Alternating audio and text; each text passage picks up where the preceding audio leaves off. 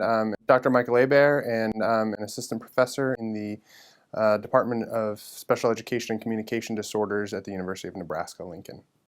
I started as a third grade teacher on a Navajo reservation in Arizona.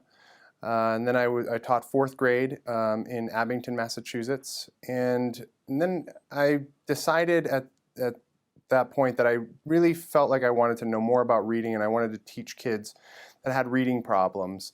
So I went back for my master's degree from Harvard Graduate School of Education in language and literacy, and became a reading specialist. So then I was a reading specialist for 5 years in Southern California, in El Segundo, California.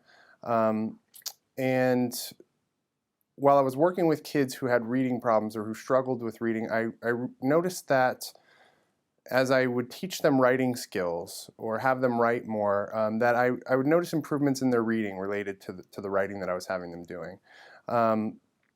So I got more interested in writing, and I became a National Writing Project Fellow at the UCLA Project X Center, and I did professional development for writing. I did their Writing Institute for a summer, and I would go out to schools and teach teachers what I knew about writing at that point.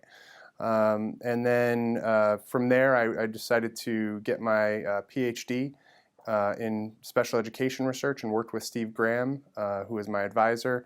And we worked on a meta-analysis that was called Writing to Read, and we were looking at the research on how writing influences reading outcomes. So we thought of 3 different ways that writing could influence reading outcomes, or we found 3 different ways in the research. One is that having kids write about text, whether they're taking notes, writing summaries of things that they've read, or writing an analysis or interpretation of what they've read, those types of writing would increase their reading comprehension or improve their reading comprehension. When we saw that when people taught writing skills, so they taught spelling skills or taught sentence writing skills, that would improve their reading outcomes like reading fluency, decoding skills, and reading comprehension.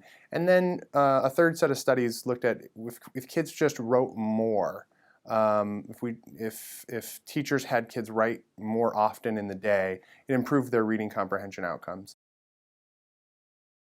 I'm the director of a reading center, the Kit and Dick Schmoker Reading Center at the University of Nebraska.